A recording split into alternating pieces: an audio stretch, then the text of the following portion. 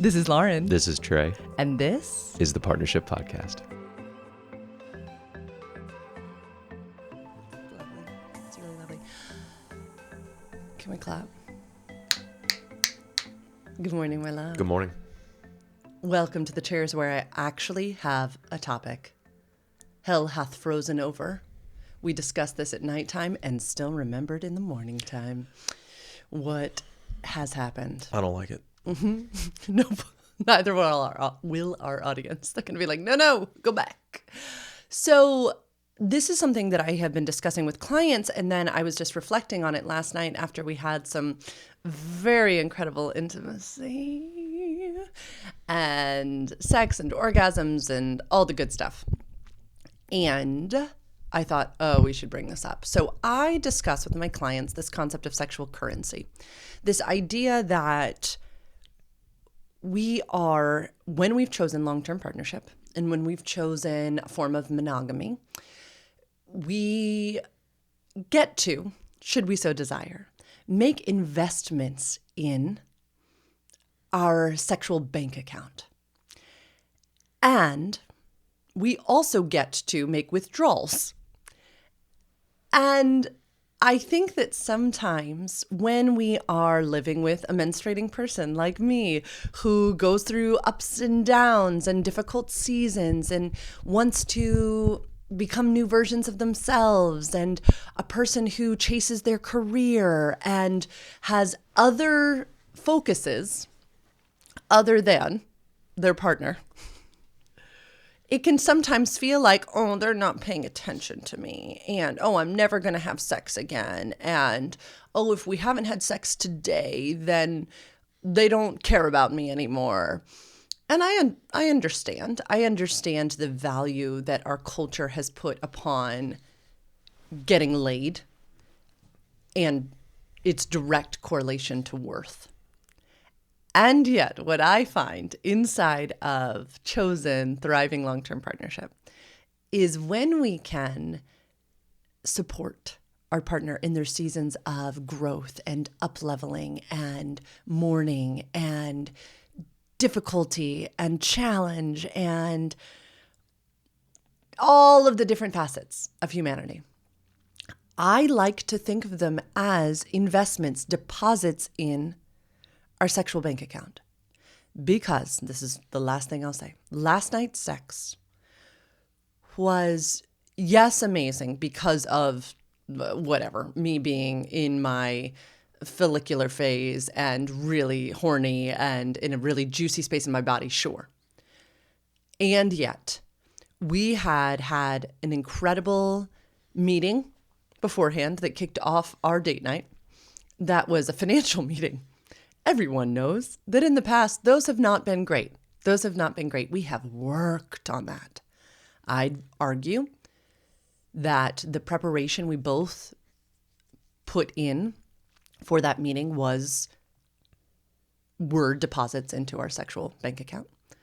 I'd also argue that the past 4 to 6 weeks, where I have been becoming and up-leveling, and you have given me patience, and you have stated, hey, I want sex, miss sex, and I just wanted to declare it. You haven't done anything wrong.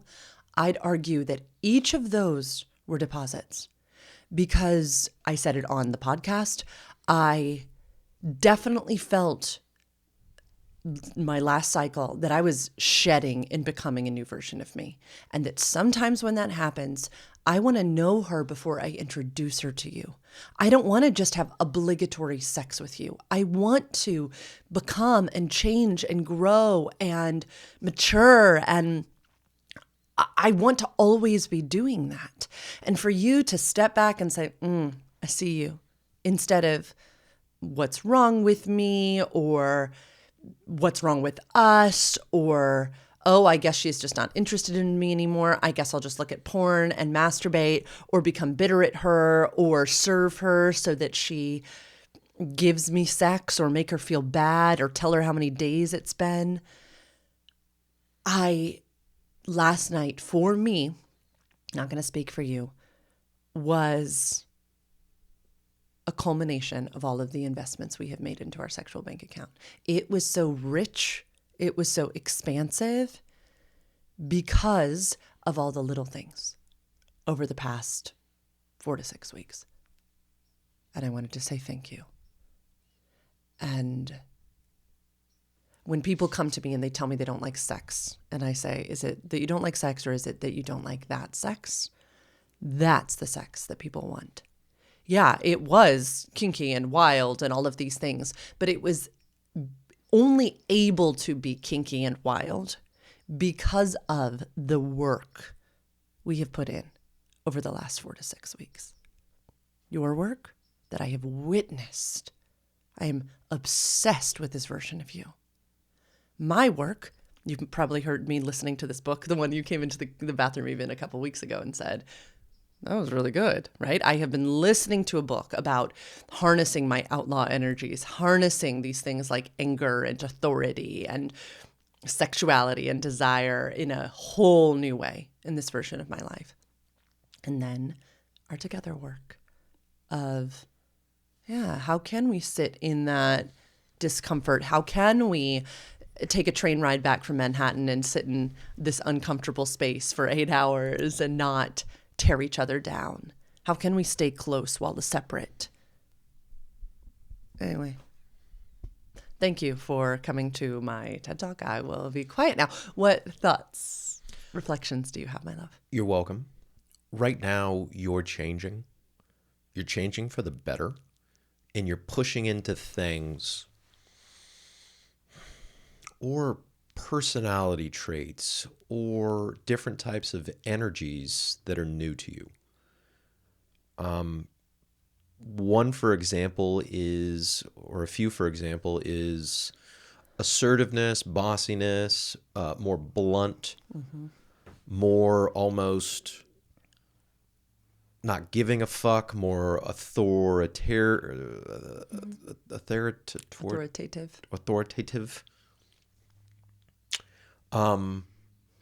Because they're new for you, because you were raised to, a woman doesn't have those things, and keep those things kind of hidden.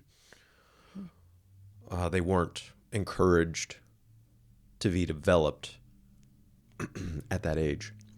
Or they're even pushed down, where it's like, don't be bossy. Oh, yeah. I mean, I have notes after notes after notes. Dear Jesus, help me be less bossy. Huh. Okay. I sent you a message yesterday where I was like, and I was reading something, and I was like, honey, keep pushing into that and know that I'm going to be here. And also know that I could say, like, hey, rein it back a little bit, or ouch or boo-boo. Ouch or boo-boo for us is, ouch is like, hey, that hurt my feelings. And boo-boo is like, hey, that kind of felt. It's the lower graded version of, hey, that hurt my feelings. What were we talking about? This, you said I'm changing, but I said, what do you think of this concept of a sexual bank account, of making deposits over time? Got it. Okay, cool. So the analogy that comes up in my head, I was talking to a friend of mine. We were talking about relationships and sex and all these things. And it reminds me of the 100-meter sprint. The 100-meter sprint is 1/4 of a lap or even less.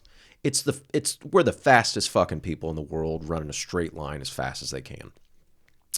And an Olympic athlete, in my mind, I know nothing about this, but I'm assuming that they train for years and years and years, and they build their muscle off of the track, and they hydrate, and they eat protein, and they stretch, and they do all this shit, and they fix, when their body breaks down. And it's hundreds, maybe thousands of hours over the years of focus on this so they could run for 6 seconds. Yeah. Less. Or whatever I don't know the time, but like it starts and then it's over. Yes. And it's the most exciting thing ever. But what we see is the few seconds, and then what we don't see is the thousands of hours. That's what sex reminds me of. Or it's the sprinkle analogy, where it's not the ice cream, it's not the hot fudge sundae, it's not the banana, it's not the whipped cream, it's not the cherry, it's the sprinkles. So sex is the sprinkles. What do you say? It's not about everything, but it is about everything. Good What's your analogy? Sex isn't everything. It's just a part of everything. Yeah. Yeah. So it's always there. It's like fucking Yes. oxygen, but we don't think about oxygen all the time. But boy, I mean, if it's gone, it's a big focus. And also sex is so fucking enjoyable and it's a way to connect. And it's probably my favorite thing in the world. One of them. So what the fuck are we talking about? I don't know, but you're waxing eloquent. You sounds amazing. I'm thinking about all the sound bites that I'm about to pull from that. But what I want to ask you is a direct question. Last night, bank account. Yeah. The do you deposit in the bank feel account. that last night would have been as rewarding, would have been as rich if we had behaved differently over this past 4 to 6 weeks? I know it is hard to imagine because we don't do this to each other. We've never done this to each other. What's that? But pussy bratting or me pulling away from you because withholding sex because I'm just Pussy curious. bratting, pulling away, give to get. Yeah. I've gone through give to get. I've had to work on that and being a good boy and running around and serving and wondering why you're not reading my mind and serving me the way I serve you. But that's connected to my childhood and how I kept my mother calm and how I kept me safe. Pussy bratting is, oh dear audience, what Lauren was talking about. I was like, we haven't had sex. Like usually a man will do it where it's like, just getting grumpy, just acting like a little, I'm just speaking to men, just straight men, acting like a little bitch when you don't get sex. I'll speak to you however I want to. No one is here to defend you. So that's what pussy bratting is. And I think it's common. I don't know. It's very common. But what's not common is these little investments over time. These little understandings of, so I have a client right now who's really working on their sexual flourishing and, working on wearing things that they really love, right? And wanting to be noticed in them. And there are often times, which that's the look at me sexual initiation style, right? It doesn't always mean that we want to have sex right that second, but it does mean, please see me. Yeah. Please notice this work I am doing on myself. It could even be, sharing something. How many times a week do I share something that I've read with you? Right? I'm like, hey, I'm learning this thing. I think that oh, wow, or pausing to listen, not even saying, oh, wow, but thanks for sharing that, babe. All of that to me deposits in the bank account are a deposit into my sexual bank account. When you see me in something and you smack my ass, when you see me in something new and you say, oh, I like that. The tights, What about when I say thank you when you prep coffee? Sure. Every single one of those things makes me want to have sex with you. Maybe not in that moment, but it builds desire. Can we go back to, you said the last 4 to 6 weeks, and this is what it reminds me of, the last time you were on your ovulation cycle, because surprise, surprise, we have a lot more sex when you're ovulating. Right. Biologically, it's more normal. Yeah. And she's also more hornier. She's like, hey, come here. And I'm a dog, sit, stay. Okay, so the last ovulation cycle or your last cycle, I think we didn't have nearly as much sex because we were traveling or you were working. Is that correct? Okay, and yeah. All right, so that was Manhattan. What are your questions for me? I know we didn't. That's literally my whole point. My whole point, gentle audience, let me recap because I feel I haven't done a great job. The last time I was ovulating, we were in Manhattan and it was work. And then we did have some great sex. Do you remember this? We prioritized it. Okay. It was like, it's flashing in my mind right now. Yeah. We did. But then we had the difficult train ride home. Yes. We did. Okay. And then we just had this period a week and a half ago or Which a is week ago. almost expected after a successful like Soho thing and then a really lovely sexual encounter. And then the next day it's like, oh, we're probably going to fight about something. And by fight, I mean have a hard talk. And Robert Johnson would say that that is just the scales balancing themselves. And it's Sure. okay. That was a very necessary conversation that we had, but it's okay. Like we get to be people with both. We do. Okay, but the period before that ovulation cycle had been the one that is documented here in these chairs where, yeah, I am shedding. I am becoming this new version of myself. I am like, stay away from me. What questions do you have for me? That it's been, I feel like last night's sexual encounter was the conglomeration of 4 to 6 weeks of buildup. Okay. Yes. Because I feel very strongly that in the past 2 menstrual cycles, shed something, came into something. The ovulation of this last, not right now, but the previous one. Yeah, we just didn't have as much sex. I was using that ovulation power in a very different way. Can I ask you some questions? Yes. This last night, this culmination, getting here 1 to 5, 5 being like, yes, absolutely, and 1 being no, not at all, somewhere in that scale. On a scale of 1 to 5, how supported did you feel through this shedding period and using your ovulation power for other things? 5. By me? Yes. Okay, and you're not just saying that because I'm looking you in the eyes? I'm saying that because I feel so uncomfortable. No. I'm saying that because it's the whole damn point of the conversation is that, yeah, Another question. How patient do you felt like I was? Ooh. Not perfect, but I never want you to be perfect. Scale of 1 to 5, 4.5 on great days, or maybe even 5. On not so great days, not so great days. You don't have to be patient. This is what we really want in our relationship, right? Is we want freedom to be like, hey, we haven't had sex in a long time. I miss sex. There's documented evidence of it. 3, I don't think it ever dropped below a 3.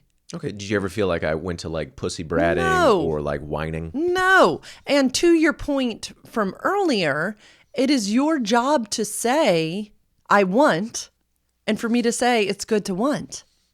Or say like, hey, is there an opportunity for us to schedule, say, Right. maybe a date night, some really hot But sex? I mean, I sat here in these chairs and we're like, I hear you. I am in a season of figuring out who I am right now. It's not that we didn't have sex. It just, the sex that I think most people in female bodies are craving beyond the shadow of a doubt is the sex that we had last night. Tell me more about that. It is sex that feels safe and secure, but also wild. And when I am not acquainted with who I am in this season, and I am becoming, and I am changing, I don't know who I'm bringing to the table. There is my work to do of what type of wild sex I want, of how, so that you can say, what do you want? And I can say this. That's how the whole night started. I brought out a vibrator and was like, I want you to do this. Right? And there are, Let me stop you. What gave you the space over, say, let's just narrow it down to the last 3 weeks? So we talk about types of sex. We use sleep beside sex. We use like, hey, I just need to come sex, where one of us comes. Masturbation is a type of sex. mutual masturbation. Yep. Great. So the type of sex that we had last night, what gave you that space in the last 3 weeks and permission to have that type of sex? I'm going to keep us on the sexual bank account because it wasn't what gave me the space. It was what was invested into me. Great. Because sure, there was space, but I also feel like it was you being curious about me. It was you absolutely staying away from like my morning journal times. It was you calling me out and saying, talk to your coach about this. It was, celebrating my hermit time. I took two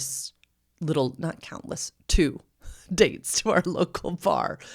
What else did it take? What other investments? Yeah, compliments, clear communication, patience, declaration of your wants, not bottling or stuffing down and suppressing, being completely content with things like mutual masturbation. During heavy menstruation, it's very valuable. It's so valuable. So valuable. Yes, service, but that is, I don't know. It's not going to do it for me. Yes, you taking, Trey is, we know, director of laundry services, right? But I don't think we praise him on this enough because I don't think many people talk about this. Trey is the king of laundering my period underwear. Talk about a sign of a healthy, secure relationship. Trey's desire to launder these garments of mine with utmost like perfection.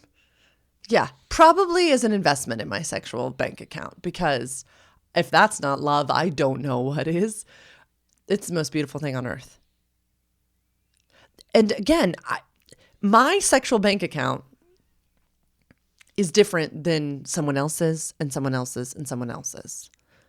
For me, you being curious about this new person, incredibly important. Because to me, every element of the erotic contains pieces of the unknown. I want to be expanding into the unknown. I want to be erotically titillating to you and to be this woman who is becoming this new version of herself. And so for you to think, oh, I know what she needs. Oh, I know her already. Oh, there's no reason to ask her anything. Like, I know what she's going to say. Would kill all elements of desire and attraction in me. But that's the opposite of what you've done. Shit, there's kind of an arrogance involved in that too. Safety too, but yeah. Okay, does that give you, those are all of the investments you have made? Yeah, this new version of yourself, again, circling back to this, I want you to keep pushing into this, and then I'd like to be there to give you notes when I'm invited to do so. We haven't talked about that. No. Can we sidetrack and talk about that really fast? We could sidetrack. Can I celebrate you saying sidetrack instead of sidebar? And then what was it? Live time. I want to celebrate live time. And then you said next up or up next or I already forgot about it. But there's one in this podcast too where you reverse the words. I love you so much. I mix up words all the time. You mix up words all the time. I love you. A couple weeks ago, Trey texts me coming out of a massage. Hey, there's never a good time for this. I have some notes or feedback or something that you didn't ask for. Yeah. That you're probably not going to like and that you don't have to respond to. But I'd like to tell you. Mm-hmm. It's like, this is the text of a man who thought about all of these words very carefully. Mm-hmm.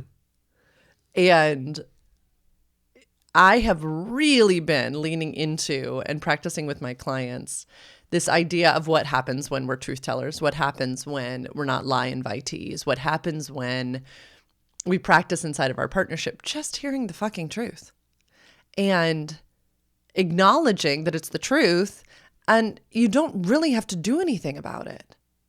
And so he was like, do you want me to screenshot? I've written it down. And then you can just like read it whenever you want to. And I was like, no, I think that I'd rather see your face because so much can get like jumbled when you're just reading something. So I said, where are you? And we happened to be like 2 minutes away from each other. And so I said, why don't we meet in a parking lot? And you can hop in my car, I can hop in your car, and you can just tell me. So we hopped in my car, we set a timer, I think, and we basically did a listening turn, a truth listening turn. And I said, hey, I just did this thing with clients, and so I want to do it with us, which is I'm going to give you the like friend energy. Like, yeah, tell me, bro. Tell me, give it all to me. Tell me the things. And I'm going to be like, wow, yeah, I hear you.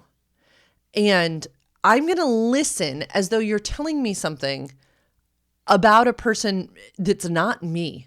I'm just going to listen with an outside ear. And it is going to be my job to fight defensiveness. And you were like, okay. And I was like, yeah, just tell me. Don't think about anything. Just give me the feedback. So we set a timer. I asked if you'd like my face any kind of way. And you said, avoid doing We did a listening. So we did a listening turn, set a timer, asked if you'd like my face. Listening turns are fucking game changers. Yeah. You want me to go from there? Sure. Yeah. What do you want me to like leave in, leave out? Do you want me to be vague on anything? Oh, I wasn't even going to like say all the things you said. The point was Oh, yeah. Okay. that you gave me feedback. And It was some hard notes about like certain things that I saw that you've asked me in the past to call out in you if I saw it.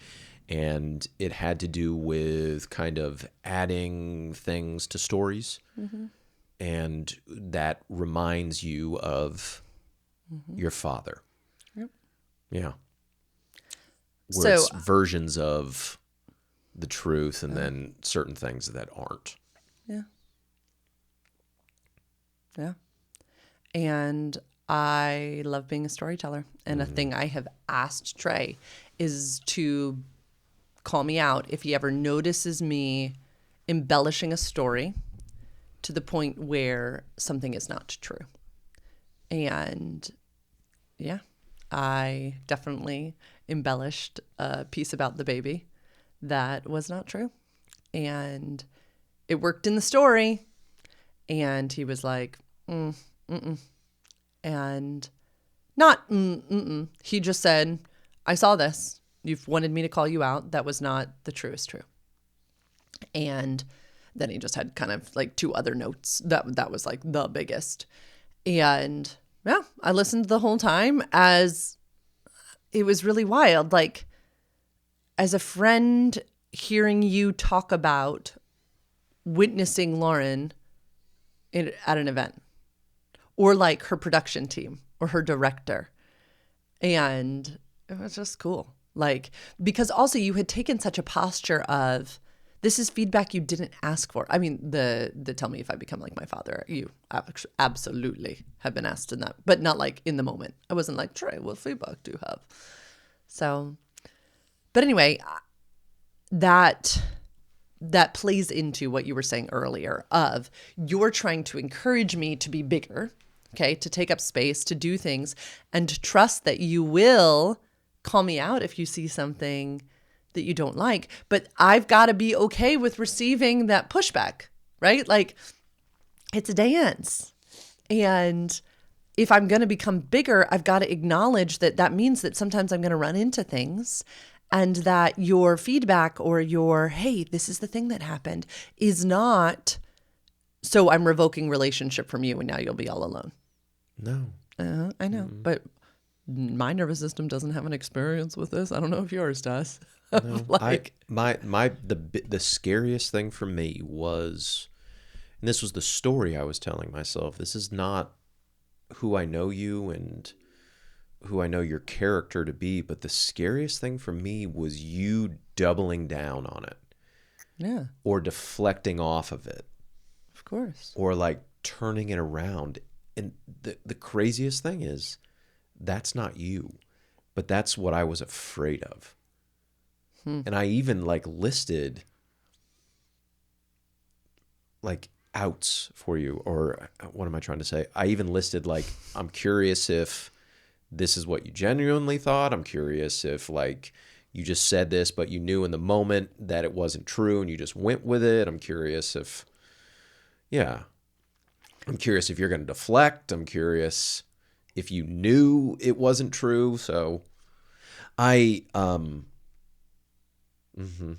What's so beautiful about it, and I think I said this in the car too, is by sharing with me, you allowed me to be a more admirable person. 100%. Because when we don't share, we tell ourselves stories in our heads because we're storytelling creatures. We're trying to make sense of the world, right? So we're like, why did Lauren do that? I don't know, blah, blah, blah. So usually we talk to a friend, or usually we talk to ourselves, or you talk to Steve, your chat GPT. One of my best friends in the world, he's a guy, he's back in Long Beach, and this was years ago where I had to call him out on his behavior, and it was scary for me to do so. And he could have done two things, he could have done a bunch of different things, but what he did is he goes, I'm sorry, that's my bad. Always tell me when I'm doing those things. That's my bad. And then my respect and my admiration for my friend goes up. Because I did the scary thing. And he said, yeah, I don't want to treat you like that. Right. And this was a little different because none of these were affronts against you. The microphone The one. microphone ones, yeah. Mm-hmm. The other two weren't. Yeah. You're right. Yeah. Right. These weren't like, yeah, they were just feedback. Mm-hmm. And how a person takes feedback, we can either admire how they do that or really dislike how they do that. I think it was another investment in our sexual bank account. Yeah, I agree. Because I don't know about you, but I like having sex with a person I admire and I appreciate. So as far as like my sexual bank account, if we were going to flip this onto me, Yeah. those things are investments for me as well, in me feeling seen and heard and taken care of. Yeah, great question. Okay, what else feels like a deposit into your sexual bank account that I do or could do more of? Well, the big one was solving or coming to a healthy conclusion of our train conversation, where I truly felt like that was a big seen and heard for me. Mm-hmm. Like in my whole life, that was a big seen and heard. The little things. It's, you know what it is? It's a combination of the little things that you do for me. Like what though? Because I think mine were different, right? When I am curious to you, when you ask me questions, when you give me space, those are me things. Mm-hmm. So I'm hearing, being seen and heard are huge for you. I'd argue me following through on things is big for you. Yeah, that's big. Yeah, whether it's something I have said that I will think about, whether it's car insurance, whether it's, I think that if I could be wrong, but I think that is like, oh, she sees me. The follow through is really important because it's important that I always follow through. Right. With so it's other a thing people, you appreciate. Exactly. And that's okay. I appreciate being curious about people. Exactly. That's okay. So follow through. Yeah, 100%. What else? Also, like, okay, so I didn't come that morning. So that was yesterday morning. Oh. And I knew you were ovulating. So in my mind, it's like, save it. This is a hungry woman. So things like that, like, fill up my bank account. Like things I can do for myself. Oh, getting a haircut yesterday, so I feel more attractive. Yes. Like, for me, yeah, this is just stuff for me. Like, I shave my face because after a while, I just start to look, I'm getting older, but I don't want to look older. But it's like I look in the mirror and I don't really like what I see. And then if I just trim my face and like clean the edges and stuff, I immediately feel more confident. So it's those things like that, those little investments, but those are me doing things for me. As far as things for you, yeah, following up, like taking care of me, like when dating me well. These are all little things that you do for me so well, honey. Can we talk about, touch. Yeah. Touch, yes. Not withholding all forms of touch. Even if we're in a season, I know it's hard. Yeah, you don't. Again, we've never done some of these things. You don't withhold. I've never had to like those challenges, and also like, baby, I don't think we'd be on year 6 if those were big challenges at the beginning, because those would have been red flags for me that I would have entered our relationship. Mm-hmm. Things like that, where it's like, oh, if I'm not happy with you, I'm going to hold these things back, or affection, or my attention. That'd be a big no for me. I see it all the time. All the time. To close out, I think one of the last investments we have mutually made into our joint sexual bank account is things like mutual masturbation and times of connectedness that were smaller and they weren't last night. I unplugged your heater in your office and I didn't plug it back in. Do you want me to go run and plug it back in? What an asshole. I'm not getting any sex. No, never. I'm sorry. This is me pushing in. Watch. Trey, how dare you? Damn it. Trey, did you do that so that you could plug in the other heater? And it didn't even work. So I could poop with heat, and it didn't even fucking work. And I forgot to plug yours back in because our house is old as shit. So if you run two of the heaters, it's like, no thanks. And the breaker shuts off. Totally fine. Damn I didn't realize it was going to be so warm today. It's already like 60 degrees. It's 58 degrees. It's fine. I just wanted to own that I unplugged your heater. It was me. Thank Hi. you. I'm the problem. It's Thank you. me. When I'm shivering in my first session, I will tell them there's no in-person till noon. You're See, okay. when she fucks up, she just bends over. She's like, I need to be spanked. And then all is forgiven. I don't have that type of power. That is not true. When I fuck up for you. Actual fuck ups? Yeah. You would not be interested. I don't know. If you're going to start like waving your ass in my face, honey, it certainly does calm the beast. You would know what I was doing. It would be like, stop. Yeah. Back to the point. But thank you for taking accountability for your wrongdoing. My bad. What purpose does mutual masturbation serve? Oh, it's hot. It's hot as shit. Okay, so, yeah, I got this one. I'm going to take over. Hey, it's me. Okay, so this one, right in the crimson wave.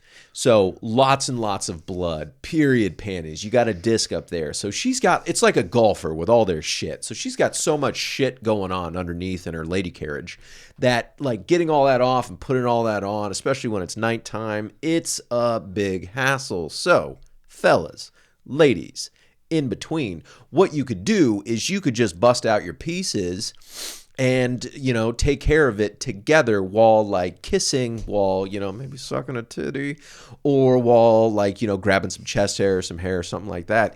And then if you like to incorporate words into your sexual play, aka fantasies, or aka things you want to do to each other or do to other people, holy shit, you're going to nut.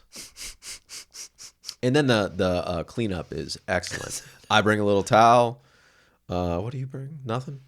Nothing, because vibrators are powerful tools. Yeah, they're powerful tools. And like a right hand or a left hand on a man, just as powerful. Do you switch hands? Yeah. This is very intimate for everybody to know.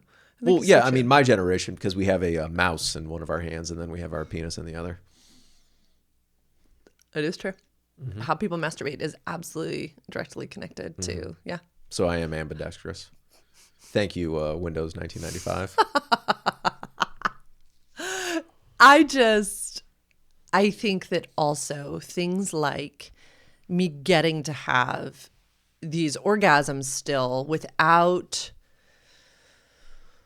Yeah, again, without any of the like I'm not getting to be inside of you again. Yes, so much going on. I know. See, I have the wisdom to know that that's a huge turnoff. And like for a man to not know, or you know what it is, it's probably the shadow side of receive or accept, which is entitlement. Yeah. So you are not entitled to your wife's delicious pussy.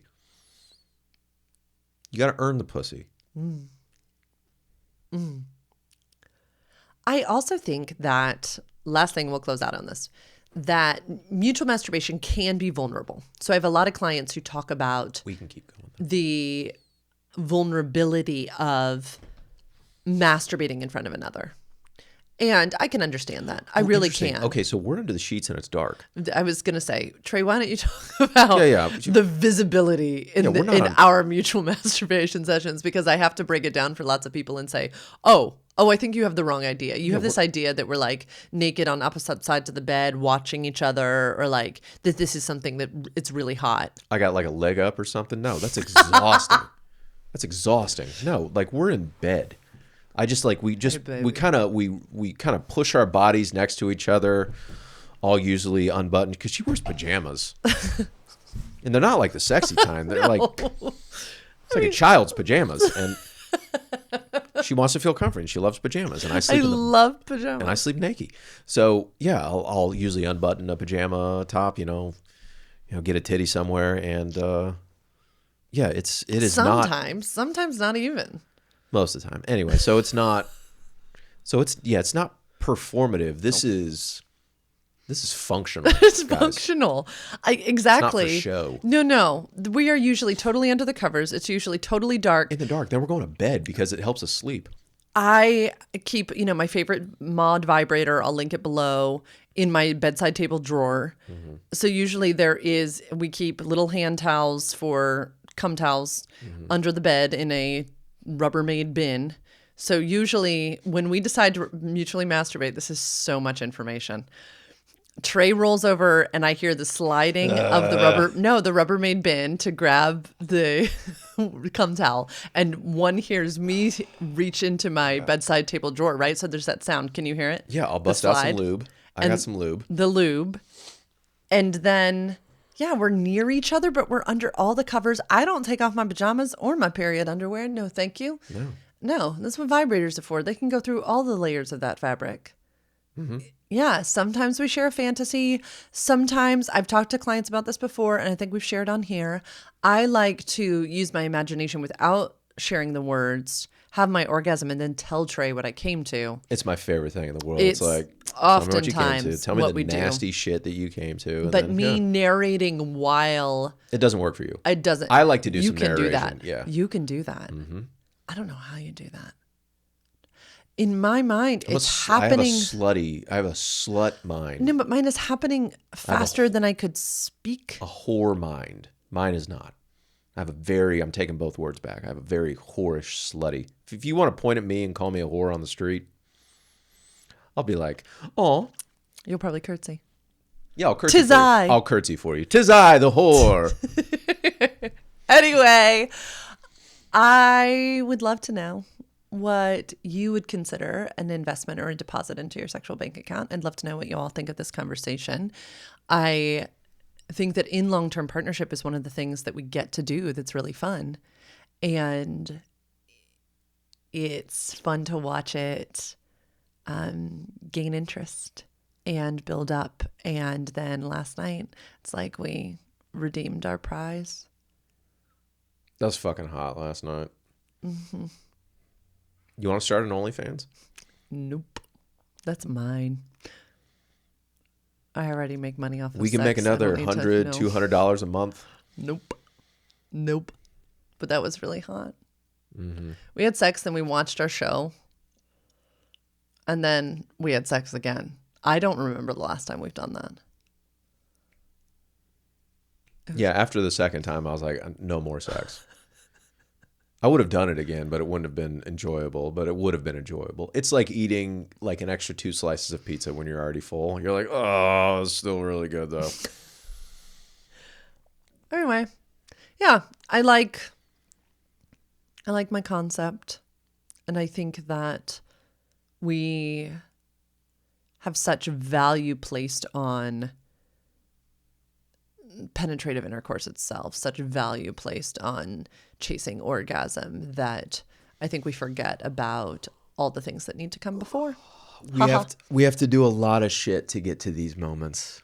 Boy, oh boy, and it's not easy. So we got to train and lift and stretch so we can sprint. I've told Trey that when he rubs his face like that, it's really hard to get video clips of him because he just rubbed his face. I'm gonna put that on the internet. I'm gonna make that one of the YouTube shorts. We'll get 13 views. Anyway, thank you for coming to this episode of the Partnership Podcast with Lauren and Trey. Remember to take what you like, leave the rest. You have a right to self-determination and informed decision-making. If you want to talk about sexual currency or anything else, go to sexedforyou.com /free consult. Choked on my own spit there. And you can request a free consult with me, and I'll try to speak well. Be sure to like, subscribe, share, all that good stuff. Thank you for being here, and we'll see y'all soon. Bye-bye. Oh, develop a from Trey.